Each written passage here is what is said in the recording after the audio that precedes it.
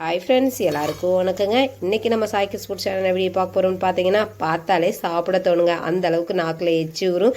இது பார்த்தீங்கன்னா பாவக்காய் தொக்கு, ரொம்ப டேஸ்ட் சூப்பராக இருக்கும். வீடியோக்குள்ள போய் நம்ம எப்படி செய்யணும் பார்க்கலாம். நம்ம சேனலை புதுசாக பார்க்குறீங்கன்னா மறக்காமல் சப்ஸ்கிரைப் பண்ணிடுங்க. அப்படியே பக்கத்தில் இருக்க பெல் பட்டனை கிளிக் பண்ணிடுங்க. அப்போ தான் நான் போகிற வீடியோஸ்லாம் உங்களுக்கு உடனே நோட்டிஃபிகேஷனாக வரும். இப்போ வாங்க நம்ம வீடியோக்குள்ள போய் டேஸ்டான பாவக்காய் தொக்கு எப்படி செய்கிறதுன்னு பார்க்கலாம். பாவக்காய் தொக்கு எப்படி செய்கிறதுன்னு பார்க்கலாம். அதுக்கு பாவக்காய் 1/2 கிலோ அளவுக்கு பாவக்காய் எடுத்திருக்கேன். இந்த தொக்கு பார்த்திங்கன்னா ரொம்ப சூப்பராக இருக்குங்க. கசப்பே இல்லாமல், பாவக்காய் நிறைய பேத்துக்கு பிடிக்காது. அவங்களுக்குலாம் இந்த மாதிரி மெத்தடில் நம்ம பாவக்காய் தொக்கு செஞ்சு கொடுத்தோன்னா அவங்களுக்கு ரொம்ப பிடிக்கும். கண்டிப்பாக ட்ரை பண்ணி பாருங்கள். டேஸ்ட்டு சூப்பராக இருக்குது. இப்போ வீடியோக்குள்ளே போய் எப்படி செய்யணும்னு பார்க்கலாம். பாவக்காய் பார்த்திங்கன்னா ஃபஸ்ட்டு நல்லா கழுவிட்டு கொஞ்சம் ஈரம் இல்லாமல் டவலை தொடச்சிட்டு சின்ன சின்ன பீஸாக உள்ளூருக்குள்ளே இருக்க அந்த சீடெல்லாம் எடுத்துகிட்டு சின்ன சின்ன பீஸாக கட் பண்ணிவிட்டு இப்போ பார்க்கலாம். இப்போ பாருங்கள், பாவக்காய் நல்லா பொடியாக கட் பண்ணி எடுத்தாச்சு. இந்த அளவுக்கு பொடிசாக கட் பண்ணால் போதுங்க. ரொம்ப பெருசாக நம்ம கட் பண்ணிட்டா வதங்கிறதுக்கு டைம் ஆகும். அப்போ பார்த்தீங்கன்னா நம்மளுக்கு தொக்கு செய்யும்போது பெரிய பெரிய பீஸாக தெரிகிற மாதிரி இருக்கும். இந்த அளவுக்கு சின்ன சின்ன பீஸாக இருக்கும்போது நம்மளுக்கு தொக்குக்கு நல்லா வதங்கி வரும்போது சாப்பாட்டில் போட்டு சாப்பிடும்போது டேஸ்ட்டு சூப்பராக இருக்கும். இப்போ இதை வதக்கிக்கலாங்க. அதுக்கு ஒரு கடாய் வச்சாச்சு. இதில் பார்த்தீங்கன்னா நல்லெண்ணெய் ஒரு 2 ஸ்பூன் அளவுக்கு சேர்த்துக்கலாம். நல்லெண்ணெய் சேர்த்து வதக்கும் போதுங்க டேஸ்ட்டு வாசனையும் சூப்பராக இருக்கும். அதனால தான் நல்லெண்ணெய் சேர்த்து செய்கிறோம். இப்போ இதிலே பார்த்தீங்கன்னா கட் பண்ணி வச்சுருக்க பாவக்காயும் அப்படியே சேர்த்துக்கலாம்.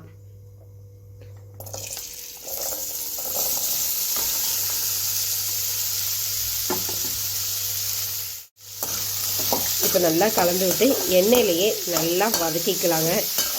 ரொம்பவும் நம்ம வதக்காமல் ஓரளவுக்கு நல்லா அந்த எண்ணெயிலேயே சுருண்டு வதங்கி வரும்ல, அந்த அளவுக்கு இப்போ வதக்கி எடுத்துக்கலாம்.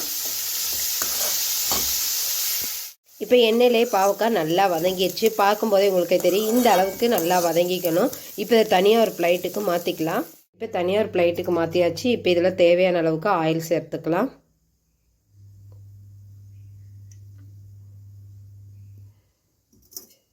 இப்போ ஆயில் பார்த்தீங்கன்னா சூடாகிக்கட்டும். ஆயில் பார்த்தீங்கன்னா சூடாகிடுச்சு. இப்போ இதில் ஒரு 1/2 ஸ்பூன் அளவுக்கு வெந்தயம் சேர்த்துக்கலாம். இதிலையே கடுகு சேர்த்துக்கலாம். பார்த்தீங்கன்னா ஒரு 1/4 கிலோ சின்ன வெங்காயம் எடுத்து இந்த மாதிரி லைட்டாக மிக்சியில் போட்டு பல்ஸ் பண்ணி எடுத்து வச்சுருக்கேன். 1/2 கிலோ பாவக்காய்க்கு 1/4 கிலோ சின்ன வெங்காயம் சேர்த்தா கரெக்டாக இருக்கும். இப்போ கடுகு வெந்தயம் நல்லா பொரிஞ்சிருச்சு. இப்போ இதை சேர்த்துக்கலாம். ஸ்டவ்வை மீடியம் தீ வச்சுக்கோங்க. வச்சுட்டு இந்த மாதிரி நல்லா அப்படியே கலந்து விட்டால் எண்ணெயில் வதங்கிடும். இந்த பச்சை வாசனை போய் ரொம்பவும் நைஸாக அரைக்காமல் இந்த மாதிரி இருக்கணும்.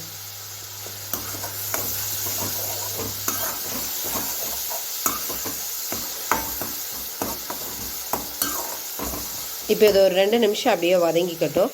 2 நிமிஷம் நல்லா வதங்கிடுச்சு. இப்போ தக்காளி பழம் சேர்த்துக்கலாம். நான் பார்த்தீங்கன்னா 3 தக்காளி பழத்தை எடுத்து மிக்சியில் போட்டு இதையும் நைஸாக அரைக்காமல் லைட்டாக மட்டும் பல்ஸ் பண்ணி எடுத்து வச்சுருக்கேன். இதையும் சேர்த்துக்கலாம்.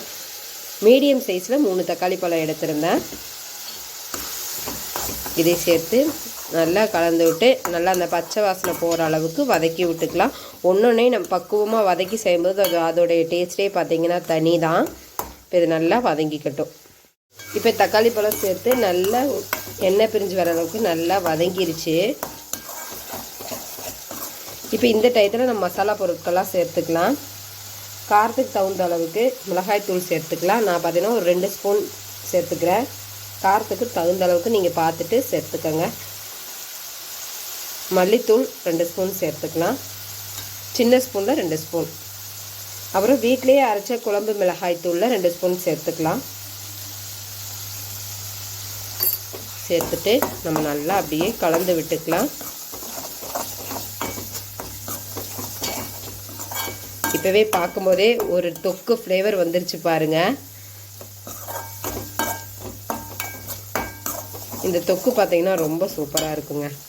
சுட சுட சாதத்துக்கு சூப்பராக இருக்கும். தயிர் சாதத்தோடு வச்சு சாப்பிட்றதுக்கு டேஸ்ட்டு சூப்பராக இருக்கும். நிறைய இது காம்பினேஷன் ஆகும். இப்போ இது நல்லா கலந்து விட்டு தேவையான அளவுக்கு உப்பை சேர்த்துக்கலாம். இப்போ உப்பை சேர்த்துக்கலாம். இப்போ தேவையான அளவுக்கு உப்பு சேர்த்துக்கலாம். உப்பு சேர்த்துட்டு நல்லா கலந்துட்டு ஸ்டவ் இந்த டயத்தில் ஒரு மீடியம் ஃப்ளேமில் வச்சு ஒரு 5 நிமிஷம் வதக்கி விட்டுக்கலாங்க. ஒரு ஒரு 5 நிமிஷம் ஆயிடுச்சு. நல்லா எண்ணெயிலே வதங்கிடுச்சுங்க. இந்த டயத்தில் லெமன் சைஸில் நான் புளி தண்ணி எடுத்து கரைச்சி வச்சுருக்கேன். ஒரு 1/4 டம்ளர் அளவுக்கு மட்டும் தண்ணி விட்டு புளி தண்ணி கரைச்சி எடுத்து வச்சுருக்கேன். அவ்வளோதான். இப்போ சேர்த்து நம்ம நல்லா கலந்து விட்டு மூடியை போட்டு மூடி வச்சு நல்லா எண்ணெய் பிரிஞ்சு நல்லா சூப்பராக தொக்கு பதத்துக்கு ரெடியாகி வந்துக்கட்டும். ஒரு மூடியை போட்டு மூடி வச்சிடலாம். இப்போ ஓப்பன் பண்ணி பார்த்துடலாம். பாருங்கள், சூப்பராக தொக்கு நம்மளுக்கு ரெடி ஆகிடுச்சு. இது பாவக்காய் தொக்குன்னே சொல்ல முடியாதுங்க, அந்தளவுக்கு டேஸ்ட்டு சூப்பராக இருக்கும். ரொம்ப பேர் பார்த்திங்கன்னா பாவக்காய் எல்லாம் கசக்கும், அது பிடிக்காமே சாப்பிடாமையே இருப்பாங்க. அவங்களுக்குலாம் பார்த்திங்கன்னா இந்த மாதிரி நம்ம செஞ்சு கொடுத்தா விரும்பி சாப்பிடுவாங்க. என் பசங்களுக்கு இந்த மாதிரி மெத்தடெலாம் செஞ்சு கொடுத்தா சாப்பிடுவாங்க. அதே நம்ம பாவக்காய் பொரியலோ இல்லை புளிக்குழம்பு இந்த மாதிரி வச்சு கொடுத்தா அவங்க சாப்பிட மாட்டாங்க. இதே மாதிரி தொக்கு வச்சு கொடுத்தா சாப்பிடுவாங்க. அது தயிர் சாதத்துக்கு வச்சு சாப்பிடும்போதெல்லாம் டேஸ்ட்டு சூப்பராக இருக்குங்க. இது நம்ம செஞ்சு ஒரு பாக்ஸில் போட்டு ஃப்ரிட்ஜில் 1 வாரத்துக்கு வச்சாலுமே நம்மளுக்கு கெட்டு போகாதுங்க. டேஸ்ட்டு அதே மாதிரியே தான் இருக்கும். கண்டிப்பாக நீங்களும் பாவக்காய் வாங்கினீங்கன்னா இந்த மாதிரி மெத்தடில் செஞ்சு பாருங்கள், டேஸ்ட்டு சூப்பராக இருக்குது. இப்போ ஸ்டவ்வை ஆஃப் பண்ணிடலாம். இந்த வீடியோ உங்களுக்கு பிடிச்சிருக்குன்னு நினைக்கிறேன். மறக்காமல் பிடிச்சிருந்தா சாய் கிறிஸ் ஃபுட் சேனலை சப்ஸ்கிரைப் பண்ணிவிடுங்க. மறக்காமல் பக்கத்தில் இருக்க பெல் பட்டனை கிளிக் பண்ணிவிடுங்க. அப்போ தான் நான் போகிற வீடியோஸ்லாம் உங்களுக்கு உடனே நோட்டிஃபிகேஷனாக வரும். Thank you friends. இன்னொரு இன்ட்ரெஸ்டிங்கான சமையல் வீடியோவில் சந்திக்கலாம்.